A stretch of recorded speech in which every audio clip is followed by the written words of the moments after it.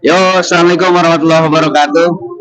Kembali lagi di channel Darderder bersama gua Bang Farhan. Kali ini kita dengan tokoh masyarakat dan sekaligus ketua UMKM Kabupaten Bogor, tokoh masyarakat Pak Haji Junaidi, ketua LTM Kelurahan Kansari. Di sini kita akan membahas bagaimana masyarakat, terutama ya Kabupaten Bogor, agar bisa berjalan dengan selayaknya UMKM di Kabupaten Bogor, tidak ada gangguan dari pihak manapun. Maka dari itu di sini hadirlah ketua UMKM Kabupaten Bogor, Pak Haji. Maaf, Pak Haji siapa? Siapa? Bang Leo. Ya, dengan Bang Leo. Dengan satu kawan kita nih ada namanya Pak Sandiaga Uno. Nah, ini kita UMKM banget ya. Oh, belum UMKM banget. Siap. Kapitalis soalnya. Kapitalis. Masih kapitalis. Oke, siap. Jadi niat Pak Haji gimana nih Pak Haji? Berapa namanya? Udah. Niat udah gimana nih bukan nih? Ya, program muda di Kabupaten Bogor ini yang akan nanti diresmikan oleh Bupati Kabupaten Bogor, yaitu Bapak Rudi Susmanto. Siap udah, dengan waktu dan tempat kami persilakan. Terima kasih. Wah, luar biasa.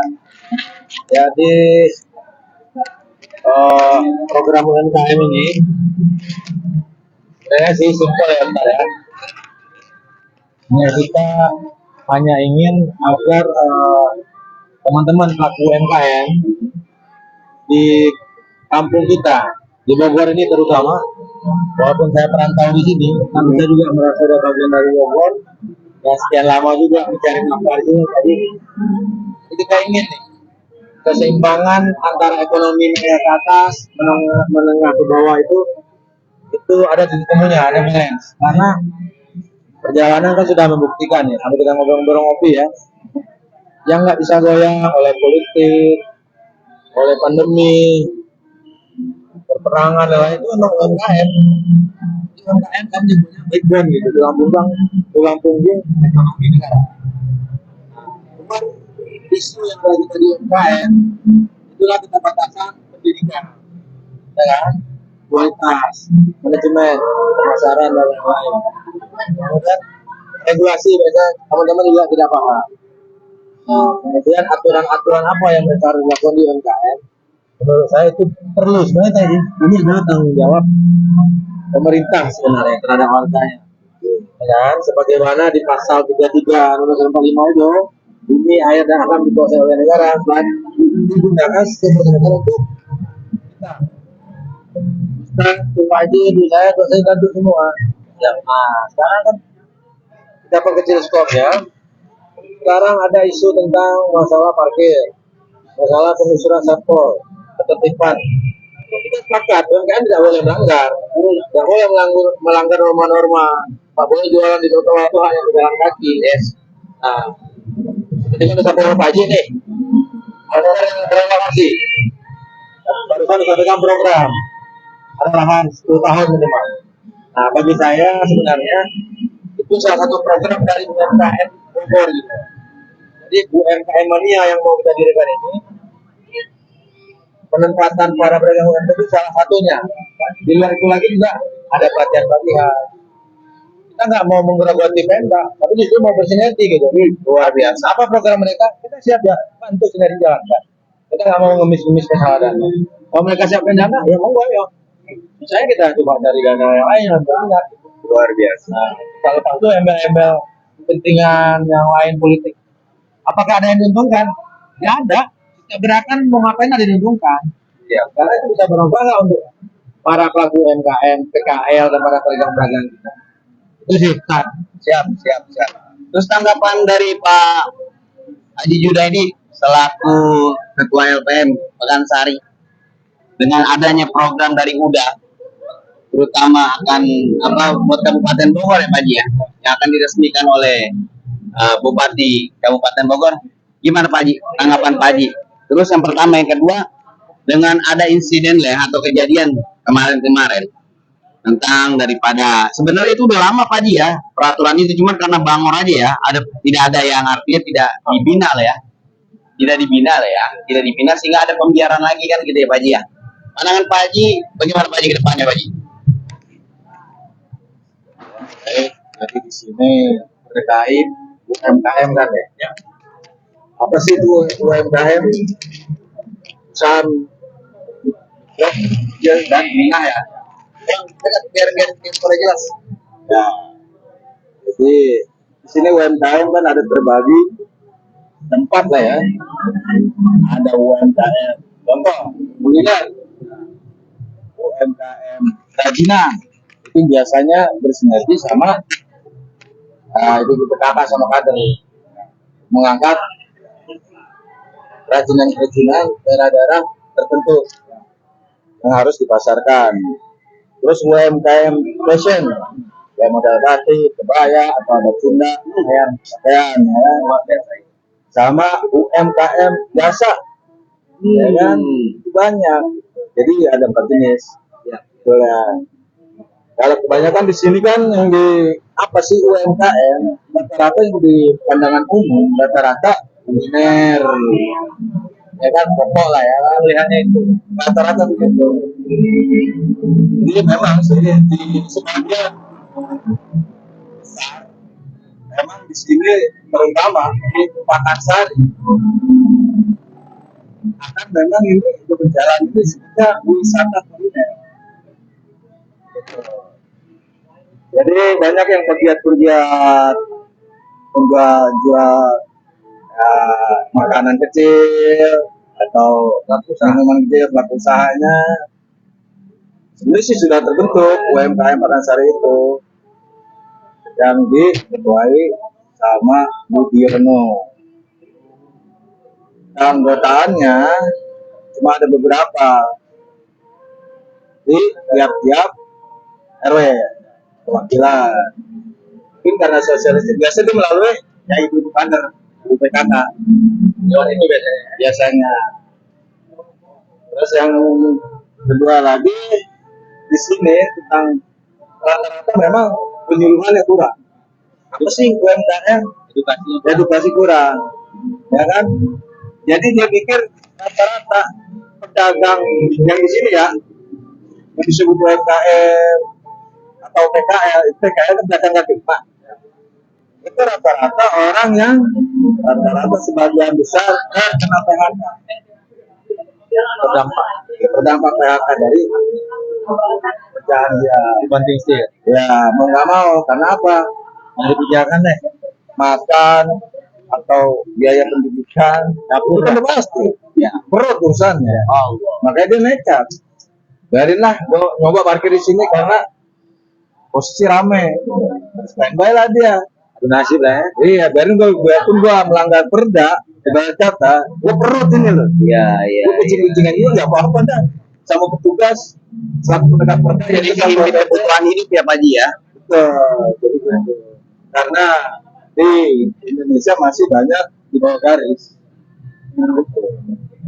Jadi itu aja sih sepantasnya dari saya UMKM. Maksud dan tujuan mungkin sudah ini membentuk dulu atau gimana kan kita ya belum paham banget kan. Baik kan. Maka saya kembalikan lagi dengan wacana Pak Haji usulan ya. Kan kemarin sudah diinstruksikan ya bahwasanya tidak ada lagi boleh pedagang di atas. Oh ya, tadi kan ada itu itu solusinya gimana menurut Pak Haji pandangannya? Jangan sampai terjadi, mohon maaf ya. Ini ada oknum pemerintah yang artinya bermain lah di sini gitu Pak Haji, membiarkan pembiaran. Terus ketika sudah ya kumuh lah, mohon maaf Pak Haji gitu ya, sudah kumuh akhirnya ada penertiban lagi kan gitu. Jadi nanti kategori pemerintah ini melihat itu, artinya ya ada oknum yang bilang mau bangor ke pedagang. Padahal kembali lagi bicara. Ya itu pandangan Pak Haji dengan solusinya itu gimana Pak Haji? Oke, baik, terkait rata-rata melanggar perda, selama PKL yang melanggar perda, terus selama beberapa lama lah ya, udah beberapa lama, makin tumbuh karena ada pembiaran. dia nggak mengatur perdanya itu, nggak melaksanakan peraturan daerah yang bahwa pedestrian itu tidak boleh sampai dipakai sama pedagang atau bahu jalan dipakai parkir, itu karena pembiaran. Betul. Pada saat setak, ramai, macet, barulah ada komplainan. Ini kenapa? Ini kenapa? Iya, iya. Barulah bergeming kembali pimpinan. Baru ingat lagi dengan perda tersebut yang sudah dibuat. Barulah dia koordinasi lah sama penegak yaitu Satpol PP. Iya. Agar ditertibkan untuk PKL atau pedagang yang di pedestrian atau di bahu jalan jangan ditempati. Karena udah banyak yang mengganggu terlibat. Nah, enggak pejalan kaki yang ada dihususkan tuh sama lalu lintas untuk di bawah jalan nanti umum ya, jadi semua itu punya hak-haknya lah ya. Nah kembali lagi berarti kan harus ada solusi dong. Betul ya kan? Selama ada solusi, kalau saya mengusulkan untuk wilayah Makassar ya saya nggak cabut luas dulu ya, karena saya kan nggak paham untuk lapangan di luar ya. Kalau Bogor ini kan luas banget, sangat luas. 40 kecamatan, Iya, 416 desa, 19 kelurahan ya. Benar. Betul. Beliau yang ngasih tahu Hasil browsing. Apa?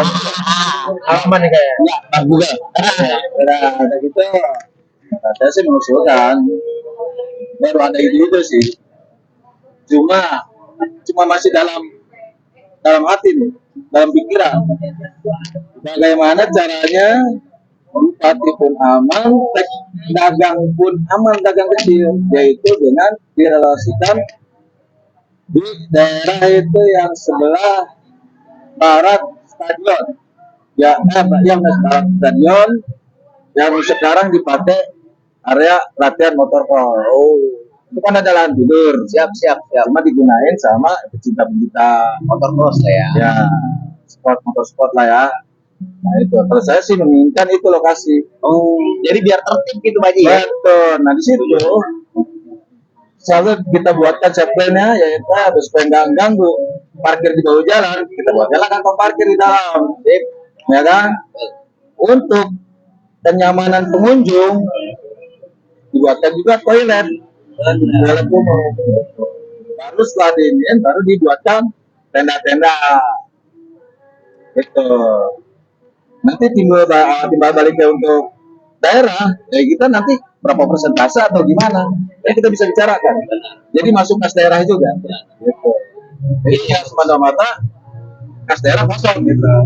Yang bagus. Ya kalau dibiarkan juga kan lama-lama lahan itu kan kayak rimba, wajib. Ada pembiaran. Wajib. Kalau menurut saya sih karena disebut Pakansari itu ya, disebutnya kan wisata kuliner. Ya. Cuman yang nggak melanggar, makanya supaya nggak melanggar, pedagang-pedagang kecil yang kita minta wadahnya sih titik situ.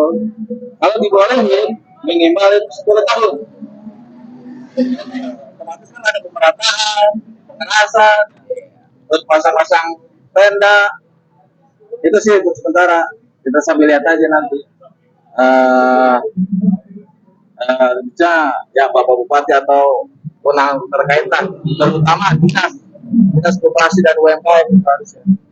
Yang terkait ya, baru ada koordinasi. Itu waktu rapat itu kan saya koordinasi ke dia. Bro, enggak. Pak Iman dalam, itu dia dalam ya. Saya mah biasa posisi di ruangan. Cerah ya kan, malah ruangan aja. Stafnya yang terundang siapa aja terkait untuk relokasi PKL yang ada di lingkungan Pakansari. Ya minimal itu sekolah, ya kan? Tugas terkait. Ya sekolah selaku punya tempat, aset selaku memberikan lahan, memberikan. Terus Satpol PP disub itu selaku pemegang di lapangan. Apabila ada yang sudah terwadahi masih pedagang nakal, ya mangga kan gitu. Maka terbentuknya disebut ada apa, kelompok lah ya, satu wadah, komunitas. Nah di situ pun akan tertuang kita pun apabila ada catatan-catatan lah, boleh UM usaha sini-sini nih, anu dengan catatan tidak boleh menjual minuman keras, narkoba, dibikin mami, nanti sampai larut, khawatir, tanda tanya gede, ya itu, jangan sampai melanggar ketertiban umum lah, terutama ya Artinya terjadi kemaksiatan lah di daerah kita. betul. Kita niat mau mencari nafkah buat keluarga, ada beberapa oknum, kita kan nggak tahu. Benar. Yang penting judulnya kan duit. Itu aja sih pandangan saya. Terus menurut pandangan Pak Haji dengan program Pak Uda ini, Leo yang ingin membentuk ya segera mungkin, artinya wadah ya, all standing atau legal UMKM, gimana Pak Haji? Pandangan menurut Pak Haji? Dari segi pandangan saya sih terkait UMKM itu kan rata-rata harus yang berjiwa sosial dulu, karena membantu orang. Ya. Ini terutama kan bicara mereka kan rata-rata Ya, pedagang kecil semua. Gitu. lagi lah. Pedagang kecil semua. Nah, itu merasa terbakil. Kalau saya sih sangat setuju. Ini udah biasa di kegiatan sosial. Jadi walaupun cuma mengetahui nggak diajak, saya berusaha cuma untuk nimbrung, panggil. Iya, gitu. Karena saya emang suka di kegiatan sosial. Itu aja. Siap, dah. Jadi materi itu nomor 7. Insya Allah kita membantu orang. Ya Allah ya pasti akan memberikan rezeki dari mana aja. Amin, amin ya Allah ya Rabbal Alamin. Terus udah kapan nih udah mau meloncengkan wacana udah ini? Ya, kita kan begitu teman-teman udah sepakat, nanti kita sebenarnya kan di momen 17-an. 17-an udah. 17-an. Lonceng tuh udah ya, loncengnya. Ya, makanya kita butuh prepare nih. Jadi ini ide. Sebenarnya mungkin saya yakin ada teman-teman atau kayak beliau masih punya ide yang sama. Cuma kan ada yang punya ide, ada yang belum tersampaikan. Jadi kan pandangan beliau kan sangat jelas. Sudah komplit ada langsung 4 lokasi di mana para pedagang itu jualan. Bahkan dengan target 10 tahun ya gitu, Pak Ji ya.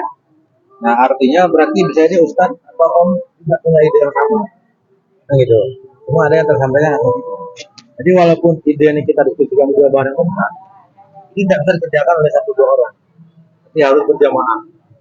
Supaya tadi yang dibilang beliau bisa terasa dampaknya benar nih, secara sosial gitu ya. Nah, terus apa yang kita prepare? Kan? Berarti kita harus tulis apa MPM tadi yang harus dibahas. Di data berarti ya. Kita mau apa ini? Semaunya aja, sebisanya aja dulu. Karena nama gerakan begitu dimulai bisa hanya dua kondisi ya, Pak. Siap. Dapat simpatik langsung, atau dapat antipati. Itu apalagi orang gerakan. Kalau kompetisi kan biasa normalnya. Alhamdulillah tidak ada masalah. Kita kalau kita dapat antipati atau simpati, sudah berapa orang yang satu visi kita kumpulin, kita undang pihak terkait, kita bikin deklarasi di Makassar. Ya kan? Kita sampaikan visi kita adalah melakukan edukasi. Dari beliau bilang sudah tahu tapi nggak pernah di arahan gitu ya, aja ya. Edukasi dari para UMKM. Nah, UMKM kan banyak tadi yang udah sampaikan sama beliau. Ada yang Malaysia, ada 4 tadi kan, ada yang Kulingan, ada yang kan itu secara jenis usahanya. Kalau dari sudut pandang pajak, itu namanya kita berdiskusi dengan yang belajar kan. Nah, sudut pandang pajak atau keuangan atau definisi dari Kementerian Keuangan itu yang pendapatan di bawah 4,8 M itu di kategori UMKM per tahun. Lebih dari itu bukan UMKM lagi, udah UMKM. Itu macam-macam itu. Nah, itu kan hanya definisi ya. Cuman intinya tadi adalah tentang perut. Nih, yang bilang beliau tadi. Pertahanan hidup. Mereka lebih beri bertarung dengan Satpol PP. Ya. Pada bertarung dengan istri di rumah nih kan gitu. perut gua nggak makan mati. Nah, Satpol PP tuh paling bilang rumah sakit. Ada harapan nih. Rumah sakit. Rumah sakit ada peluang gitu kan. Itu bulan di sana. Sekarang sebenarnya kan gimana kita nggak perlu bentrok-bentrokan. Bagaimana teman-teman UMKM tahu aturan. Ya. Satpol menegakkan aturan kita dukung. Cuma juga harus konsisten nih, kayak tadi dibilang. Jangan tebang pilih. Yes. Dia kena, dia kagak. Gitu ya Pak Ji. Kan keadilan nggak ada. Program yang disampaikan beliau tadi itu kita setuju konkretnya. Nah, itu salah satu program. Cuma yang penting beliau kita wadahin dulu. Oke. Kemudian kita jaring nih. Supaya gimana? Nah, baru kita berdiskusi dengan Pemda. Kita tidak menggunakan front secara radikal. Ini ada warga kita dari berbagai penjuru, ada dari sini, ada yang dari Cipinang, dari sono, dari sini, dari Bojonegoro, segala macam kan. Maunya seperti ini daripada pedagang. Pemda aturannya gini, match-nya gimana? Solusi konkret tadi sudah ada dari Pak. Aturan itu kita juga dengan pelatihan-pelatihan ada misalnya. Ada yang spesialis buka warung kopi, misalnya bikin kue. Nah, itu kita perlu ilmu bisnis, ilmu manajemen, marketnya gimana. Kita lakukan edukasi. Tidak mungkin teman-teman itu mikirin, kita mikirin modal, mikirin Jadi bebanin mereka. bebannya. Kita nyariin wadahnya, gimana pelatihan kita laksanakan, siapa ahlinya gitu, harganya apa. Nah, supaya teman-teman ini bisa mandiri. Kita bukan melawan, tidak. Apa kita melawan? Tidak. Kita hanya ingin di daerah kita, di kampung kita ini, UMKM ini juga potensi loh, aset sebenarnya. Bukan musuh pemerintah. Siap. Nah, pemerintah juga harus mengayomi gitu kan. Biar ini bisa match. Nah, saling dengan dinas koperasi, dengan DPR komisi berapa gitu kan, dengan Pemda, ada kegiatan yang bisa sinergi gitu. Jadi kita nggak perlu di sini hantam-hantam. Ya, gontok-gontokan lah ya. Ya ada kita mau gede ini, ada PKL ini, dan kita hanya PKL loh. Bukan tapi itu yang beliau ada militer. Ya, dan segala macam. Cuma kalau ini tidak terwadah, Ya. akan lebih berbahaya. Oke. Karena ada pepatah. Oke. Kejahatan yang kita organisir, ya kan, itu lebih berbahaya daripada tidak terorganisir. Kita organisir mereka, sehingga lebih bisa kita kendalikan ke arah ini. Oke, jadi kita bukan melawan Ustaz, ya, bukan pahlawan. Cuman kita sama kayak beliau tadi, pada terpanggil ada ide, ada sedikit jaringan, apa kita sinergi. Luar biasa, luar biasa. Oke, kita juga bukan orang parpol kagak, Betul. orang pemerintahan juga bukan. Dari itu, dari itu kita. Dari hidup untuk hidup. Persoalan tidak kegiatan itu ada kas, kreatif dari wadah ada masalah, kan itu ya. Oke, oke, oke.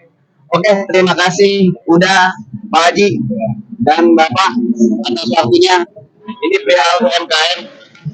Dan kebetulan juga ada pelaku bisnis tentang limbah kebersihan. Nah, untuk lebih lanjutnya lagi, tongkrongin terus channel Dardedor bersama gue Bang Farhan. Terima kasih atas waktunya udah Pak Haji. Kita butuh kolaborasi seperti ini, Kak. Sinergi seperti ini. Betul. Lu pengen lihat bagaimana cara mengolah sampah dengan baik. Ini salah satu program Gubernur Jawa Barat ini tentang bersih-bersih tata kota Jawa Barat. Bapak Aing. Bapak Aing. Nongkrongin terus channel Dardedor bersama gue Bang Farhan. Wassalamualaikum warahmatullahi wabarakatuh.